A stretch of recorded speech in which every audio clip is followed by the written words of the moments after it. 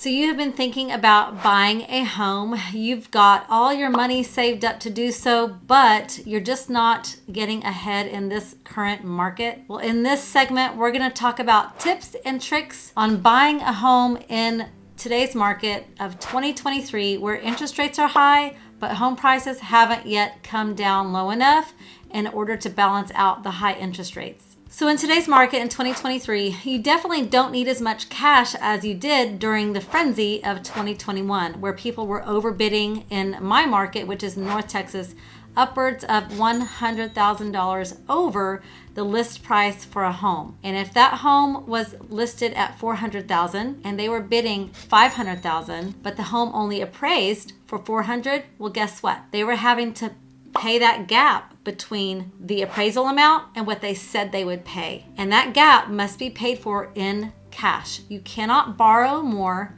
than the appraiser says the home is worth. So yes, in 2021 and part of 2022, interest rates were for some people lower than 3%, but 3% maybe a little bit higher. However, if you didn't have, in my market, at least $50,000 in cash in your bank, then it's very likely you were not getting a home. And if you were getting a home, you were overbidding by quite a bit, and most of them were not appraising, so you were emptying out all of your savings in order to buy a home. You had a lower mortgage, but now you have no cash. Well, in today's market in 2023, you don't need $50,000 to play the game, but now you have to qualify.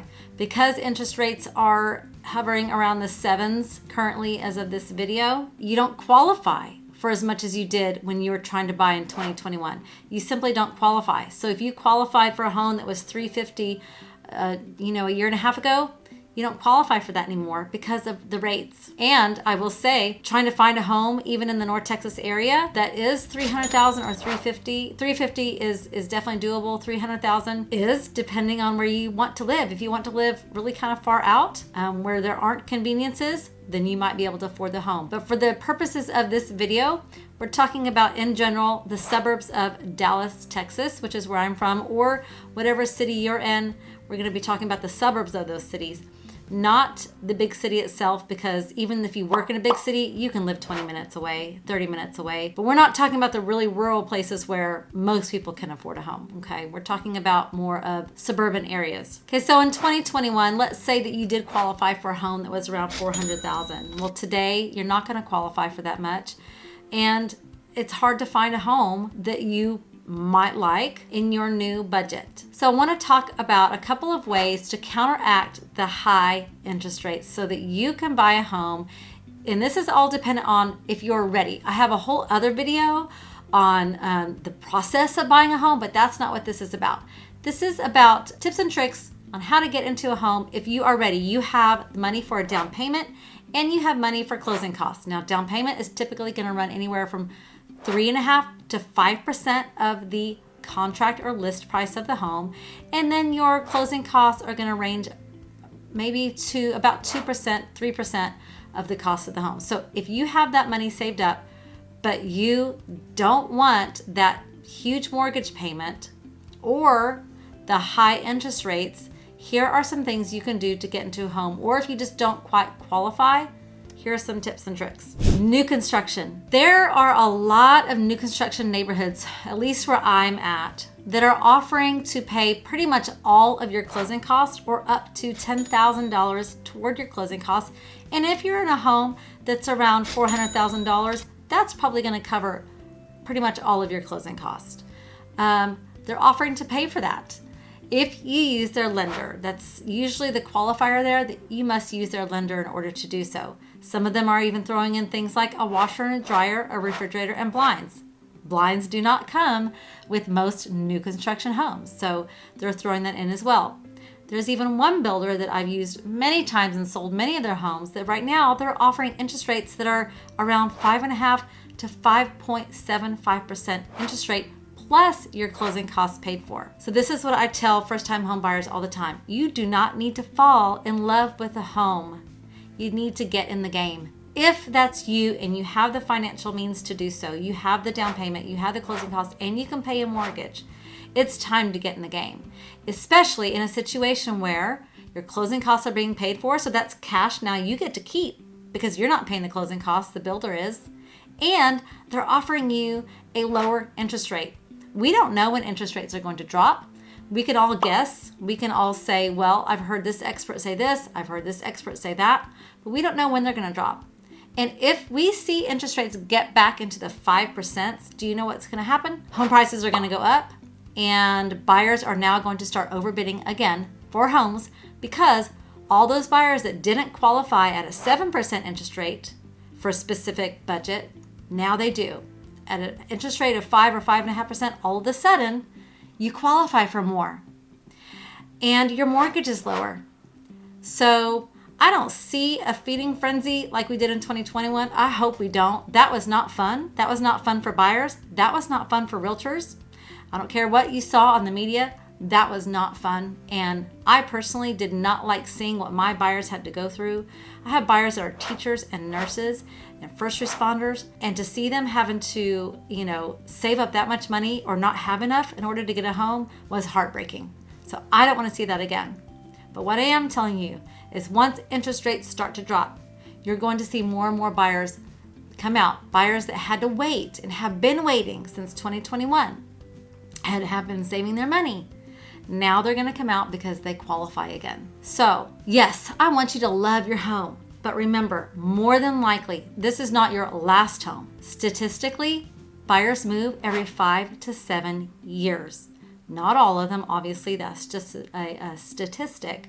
But you're more than likely going to be in that first home for 5 to 7 years. And the equity that you build in that home is going to allow you to move into your next home without having to have cash.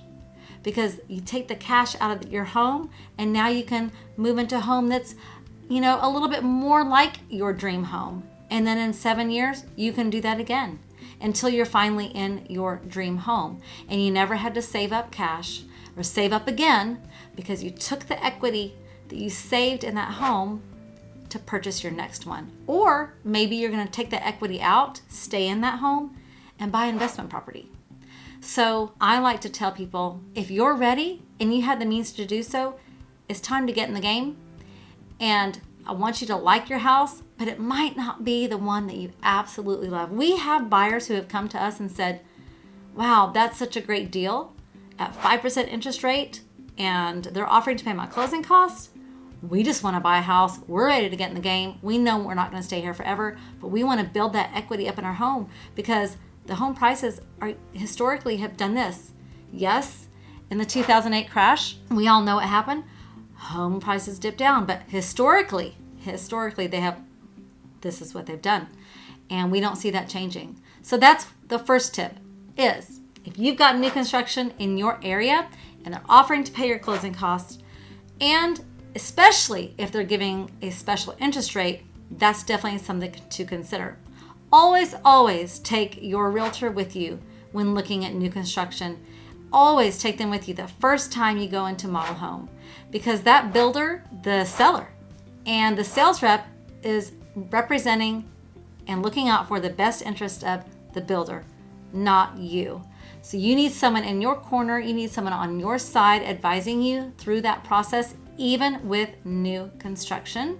So always take your realtor with you on the very first visit, because some builders, if you don't, they will not allow you to be represented by your realtor. And just for our liability, reasons and insurance reasons, we cannot advise you if we are not a part of the contract. So that's another tip there. Make sure you take your realtor with you even when shopping for new construction. Okay, so not every area has new construction, and not all builders, even if there are, new construction, not all of them are offering incentives. And sometimes new construction can cost a little more than a pre-owned home. So here's another tip. Talk to your realtor and ask them to look at homes or send you homes that have been on the market for 45 days, 60, 70, 80 days. In this market, that doesn't mean there's something wrong with the home at all. And it just depends on what state you're in, and not just what state you're in, but what city you're in. Some areas are just simply sitting longer. We are still seeing some areas go into multiple offers, especially on affordable homes. But more than likely, where I am in North Texas, we have had some homes go into multiple offers, but many that are still sitting on the market for 60, 70, and 80 days just because it happens to be a slow market in that area. So you really want to target those homes because more than likely the seller will be motivated once they receive an offer. And in your offer, here's what I would suggest. Ask the seller to pay up to, I would say, $10,000. Now, this is all going to be dependent on your price range. So we're talking, talk to your lender and ask them how much your closing costs are. Ask the seller to pay that for you. They can only pay your closing costs. The down payment must come from you. It cannot be borrowed and it cannot be paid for by the seller. Your family can gift you money to help you buy a home. That's another tip. But ask the seller to pay your closing costs for you. And what you can do with that is you can do one of two things. You can have it go straight towards your closing costs, or ask your lender, what's a better option? Is it a better option for me to keep that cash and have the seller pay my closing costs? Or should I pay my closing costs and use that money to buy my rate down? And make sure when you're asking for a rate buy down, if it's a permanent buy down, or if it's what we call I believe it's a 2-1 buy down, where for the first year it's at a certain rate, second year it's at a higher rate, and then maybe it's a 3-2-1 buy down, but your lender will know. And then the rate just goes up only 2 times, I believe. But you are going to want to make sure about that because that's going to affect your mortgage payment once the rate does go up. So talk to your lender about what option is best for you, but target those homes that have been on the market for a while. You might even be able to get a lower list price and help with your closing costs. And like I said, you can either use it for closing costs, or you can ask your lender, what's a better option? Should I use that money that I've been given, that's been given to me by the seller to buy my rate down? So if you have money for a down payment and you have money for closing costs and you've been renting for a while and you're tired of paying your landlord's mortgage, because that's what you're doing. You're already paying somebody else's mortgage, but you are not building equity. Somebody else is. And I understand sometimes rent is cheaper and sometimes rent is just a better option. And that's okay. That's completely fine. But if you are ready to buy a home, talk to your realtor about the option of new construction with incentives and looking at homes that have been on the market for quite a bit of time, where that seller is probably motivated to not only go under list price with that offer, but also to give you money to help with either your closing cost or to buy the rate down. Well, I am Jennifer Fowler, and along with my husband and partner Brandon, we run Fowler Realty Team here in the North Texas area, and we have people just like you reaching out to us all the time looking to make a move to the North Texas area, and we absolutely love it. So if that's you, you're looking to move in 9 days, 9 months, or you just have questions on what it looks like to live in North Texas, or even just to buy a home, give us a call, shoot us a text, or send an email. All the information is in the description below. We put out videos every week, and we have one on the home buying process, basically from shopping for a home to closing day. So make sure you go back and take a look at that one, and we'll see you on the next one.